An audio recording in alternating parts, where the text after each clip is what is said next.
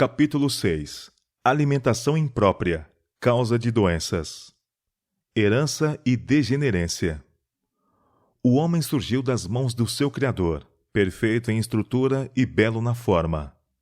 O fato de ter ele resistido por 6.000 anos o constante crescimento dos fardos da doença e do crime é prova cabal do poder de resistência com a qual foi dotado no princípio. E embora os antediluvianos, de modo geral, se entregassem sem reservas ao pecado, passaram-se mais de 2.000 anos para que a violação da lei natural fosse acentuadamente sentida. Não tivesse Adão originalmente possuído maior poder físico do que os homens possuem agora, e a presente raça ter-se-ia tornado extinta. Através de sucessivas gerações, desde a queda, a tendência tem sido continuamente descendente. A doença tem sido transmitida de pais a filhos por sucessivas gerações. Mesmo as criancinhas de berço sofrem em consequência dos males originados pelos pecados dos seus pais. Moisés, o primeiro historiador, dá-nos um bem definido relato da vida social e individual nos primeiros tempos da história do mundo, mas não encontramos qualquer registro de que uma criança tenha nascido cega, surda, paraplégica ou imbecil. Nenhum exemplo é relatado de morte natural na infância, meninice ou adolescência. As notas de óbito que se encontram no livro de Gênesis rezam assim: E foram todos os dias que Adão viveu 930 anos, e morreu. E foram todos os dias de Sete 912 anos, e morreu. Com respeito a outros, o registro diz: E morreu em boa velhice, farto de dias. Era tão raro alguém morrer antes de seu pai, que tal ocorrência foi considerada digna de registro. E morreu Arã, estando Terá seu pai ainda vivo. Os patriarcas de Adão a Noé, com poucas exceções, viveram aproximadamente 1.000 anos. Desde então, a média de longevidade tem decrescido. Por ocasião do primeiro advento de Cristo, a raça já se havia degenerado de tal maneira que não somente os velhos, mas também os de meia idade e os jovens eram trazidos de todas as cidades ao Salvador para serem curados de suas enfermidades. Muitos padeciam sob o peso de miséria indescritível. A violação da lei física, com as consequências de sofrimento e morte prematura, tem prevalecido por tanto tempo que esses resultados são tidos na conta de sorte inevitável da humanidade. Mas Deus não criou a raça em tão debilitada condição. Este estado de coisa não é obra da providência, mas do homem. Foi ele ocasionado pelos maus hábitos, pela violação das leis que Deus fez para governar a vida do homem. A continuada transgressão das leis da natureza é uma permanente transgressão da lei de Deus. Tivessem os homens sido sempre obedientes à lei dos 10 mandamentos, procurando viver os princípios desses preceitos, a maldição das enfermidades, que agora inundam o mundo, não existiria. Ou não sabeis que o vosso corpo é o templo do Espírito Santo, que habita em vós, proveniente de Deus, e que não sois de vós mesmos? Porque fostes comprados por bom preço. Glorificai, pois, a Deus no vosso corpo e no vosso espírito, os quais pertencem a Deus. Quando os homens seguem qualquer direção que consome desnecessariamente sua vitalidade ou que lhes obscurece o intelecto, pecam contra Deus. Não o glorificam no corpo e no espírito que lhe pertencem. Muito embora o insulto que o homem lhe tem feito, o amor de Deus ainda se estende à raça, e ele permite que a luz brilhe, capacitando o homem a ver que, para que possa viver uma vida perfeita, ele precisa obedecer às leis naturais que lhe governam o ser.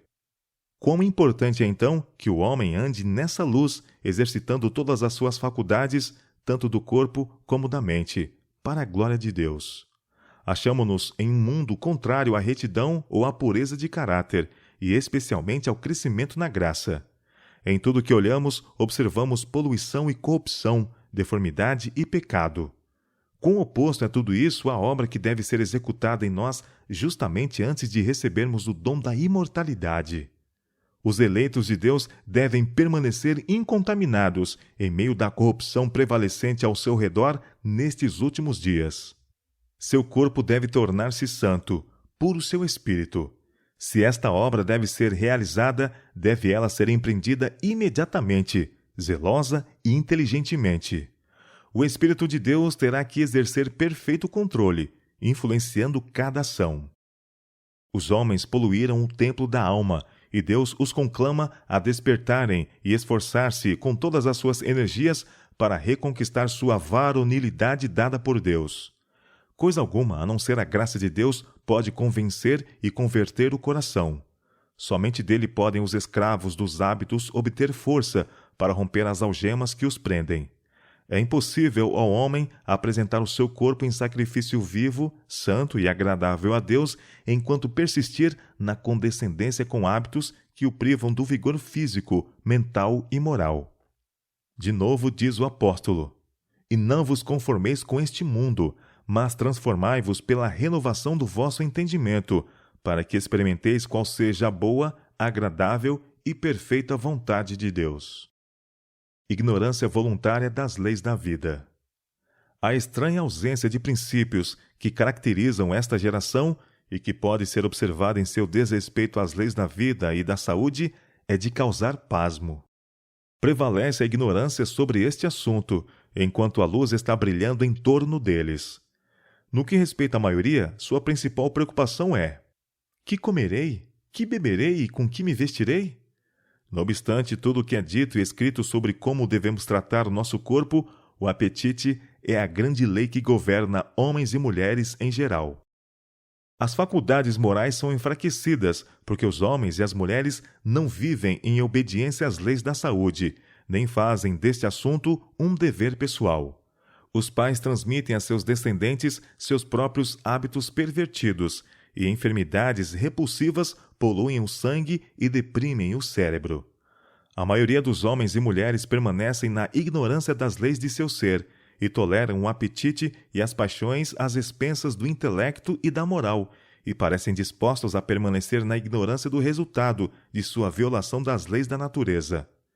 Toleram o depravado apetite no uso de venenos lentos que contaminam o sangue e solapam as forças nervosas e, em consequência, acarretam sobre si enfermidade e morte.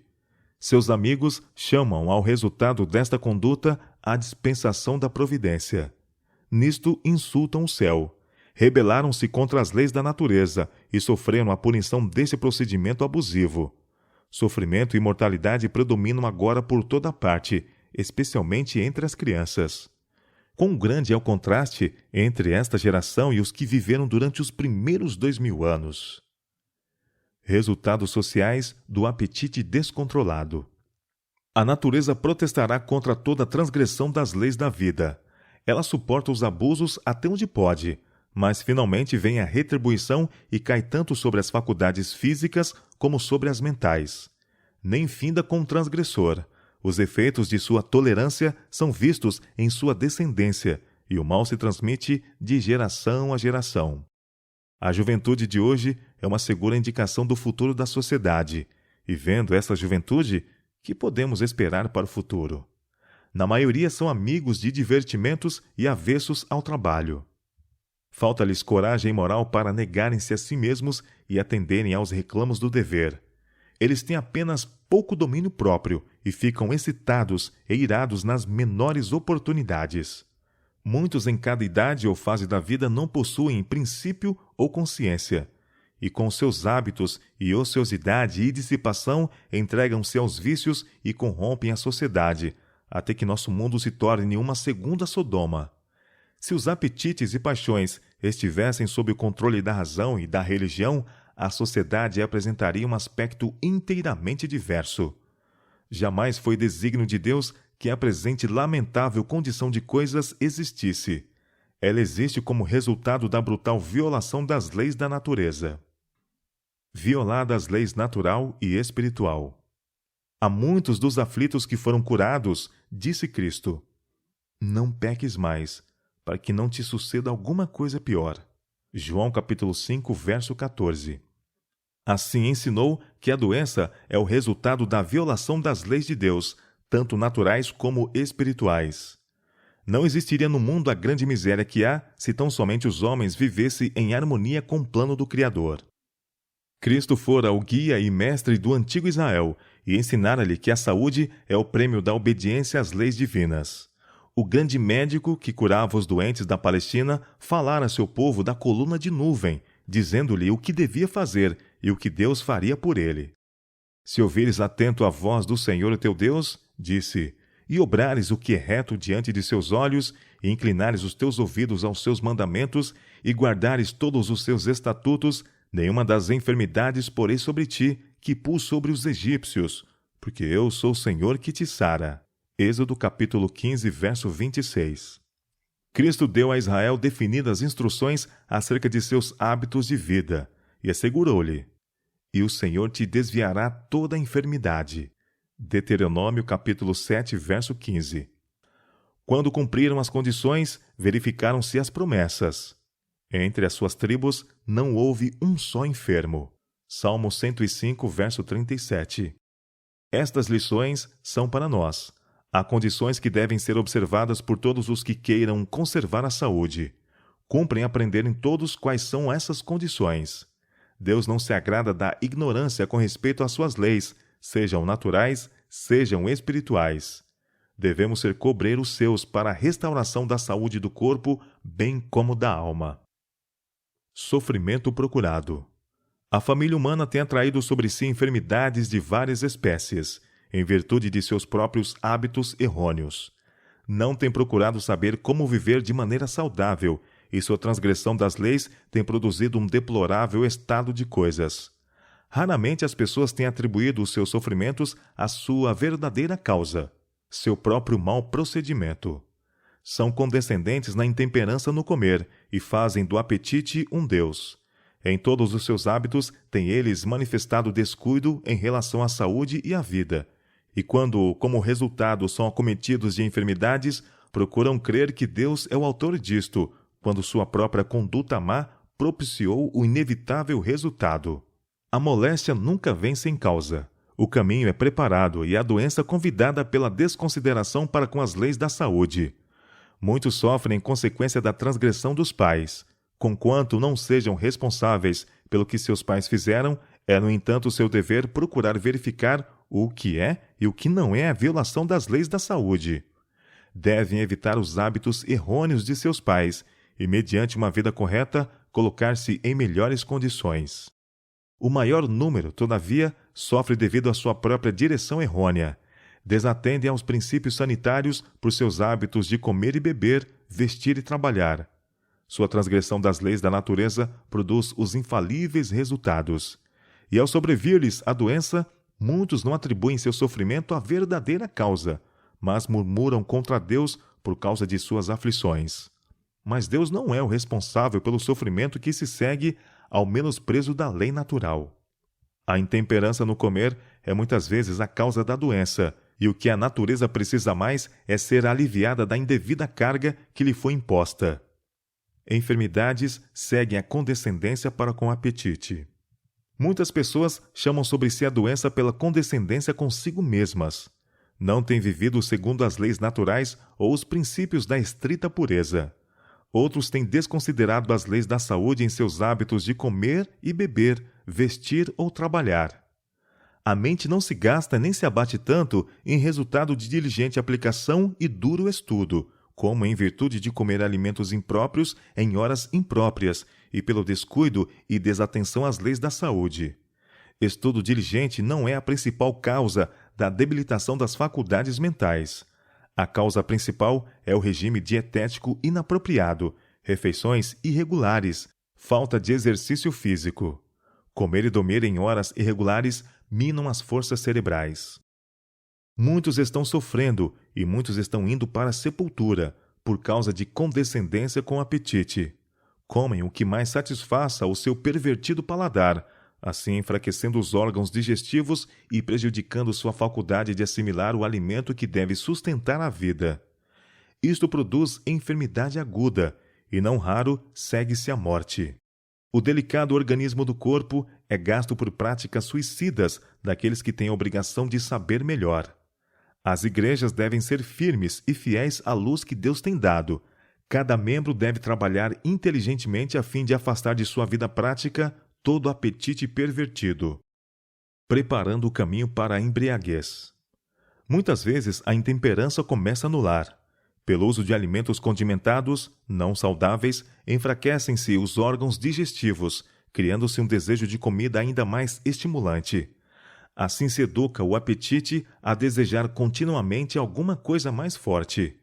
A exigência dessas substâncias torna-se mais frequente e mais irresistível. O organismo enche-se mais ou menos de venenos, e quanto mais debilitado se torna, tanto maior o desejo dessas coisas. Um passo dado na direção errada prepara o caminho para outro. Muitas pessoas que não seriam culpadas de pôr à mesa vinho ou bebida alcoólica de qualquer espécie enche-la-ão de comidas que criam tal sede de bebida forte que quase impossível é resistir à tentação. Os hábitos errôneos no comer e no beber destroem a saúde e preparam o caminho para a embriaguez. Fígado doente por causa do regime errôneo. No último sábado, ao estar eu falando, vossa face pálida apareceu-me distintamente, como me havia sido mostrada. Vi vossa condição de saúde e os males que tendes sofrido por tanto tempo. Foi-me mostrado que não tendes vivido de maneira saudável. Vosso apetite tem sido mórbido e tendes satisfeito o paladar às expensas do estômago. Levais para o estômago artigos impossíveis de serem convertidos em bom sangue. Isto tem acarretado pesado encargo ao fígado, visto estarem os órgãos digestivos desarranjados. Ambos estáis doentes do fígado. A reforma de saúde seria de grande proveito a vós ambos, se a praticasseis estritamente. Mas haveis falhado em fazê-lo. Vosso apetite é mórbido, e porque não apreciais um regime simples, natural, composto de farinha integral, verduras e frutas preparadas, sem condimentos ou gordura, estáis continuamente transgredindo as leis que Deus estabeleceu em vosso organismo. Enquanto fizerdes isto, tereis de sofrer as penalidades, pois para cada transgressão está fixada uma pena. Admirais-vos, contudo, da continuada pobreza de vossa saúde. Podeis estar certos de que Deus não irá operar o milagre para salvar-vos dos resultados de vossa própria conduta. Alimentos requintados e estado febril. Não há tratamento que vos possa libertar de vossas presentes dificuldades enquanto comeis e bebeis como estáis fazendo. Podeis fazer por vós mesmos aquilo que nem um médico mais experiente pode fazer jamais. Regulai vosso regime. Para satisfazer ao gosto, frequentemente colocais sobre os órgãos digestivos severa carga, ao levar para o estômago alimento que não são os mais saudáveis e muitas vezes em quantidades exageradas. Isso desgasta o estômago, inabilitando-o para receber até mesmo os alimentos mais saudáveis. Tendes o estômago de contínuo debilitado, em virtude de vossos errôneos hábitos no comer. Fazei vossa alimentação demasiado opulenta. Não é ela preparada de maneira simples, natural, mas é totalmente imprópria para o estômago quando a preparais tendo em vista satisfazer o paladar. A natureza é sobrecarregada e procura resistir aos vossos esforços para estropiá-la. Calafrios e febre são resultado dessa tentativa de libertar-se do peso que lhe impondes. Tendes de sofrer a penalidade da violação da lei natural. Deus estabeleceu em vosso organismo leis que não podeis violar sem sofrer a punição. Tendes consultado o gosto sem pensar na saúde.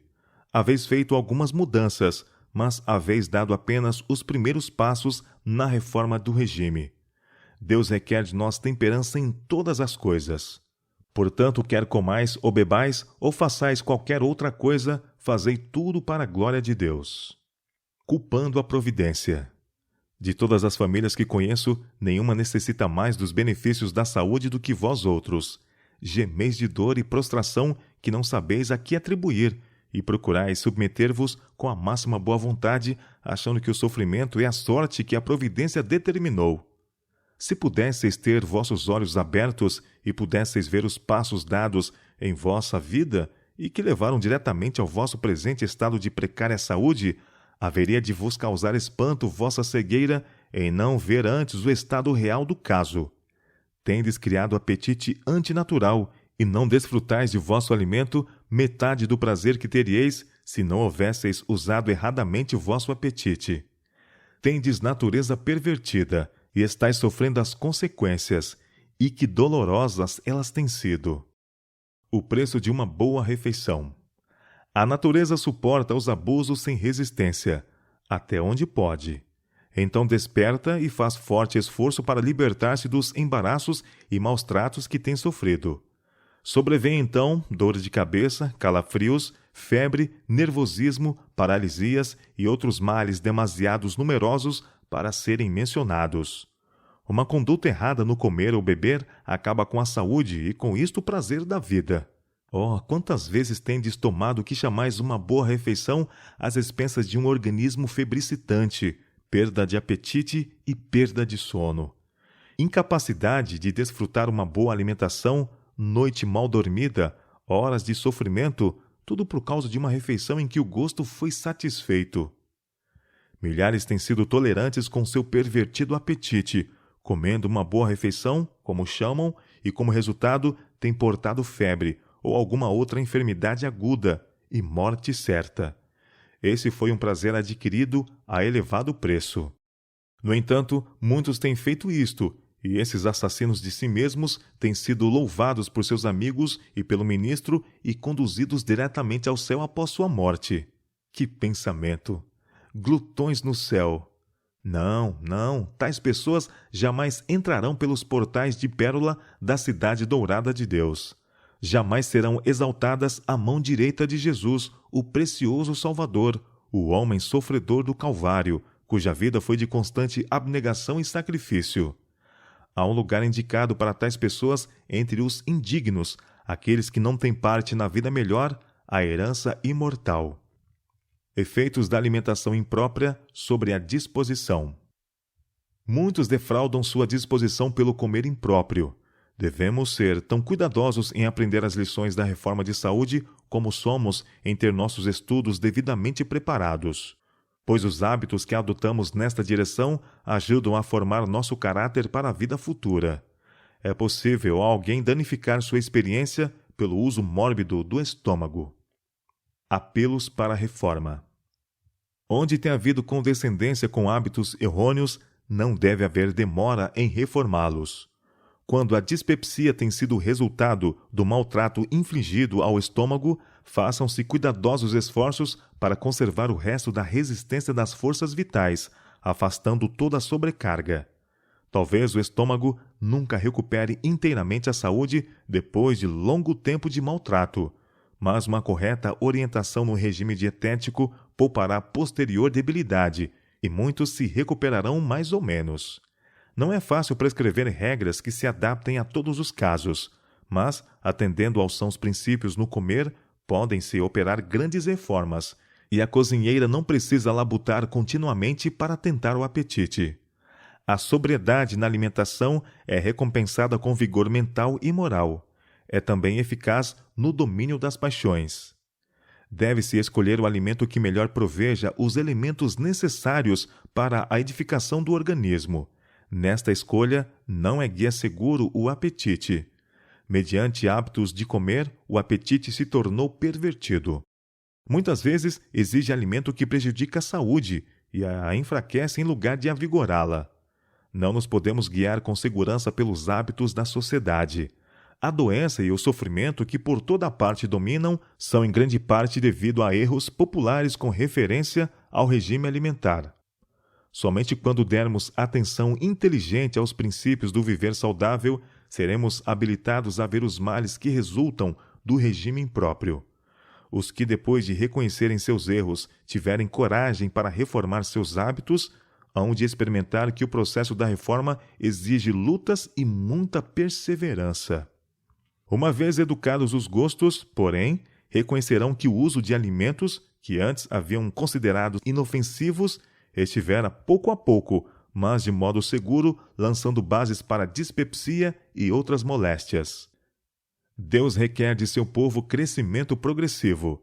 Devemos aprender que condescender com apetite constitui o maior embaraço ao cultivo do espírito e à santificação da alma. Apesar de sua adesão à reforma do regime alimentar, muitos seguem regime impróprio. A transigência com o apetite é a causa principal da debilidade física e mental, e é em grande parte responsável pela fraqueza e morte prematura de muitos. Todo indivíduo que aspira à pureza de espírito deve ter sempre presente que em Cristo a virtude para vencer o apetite.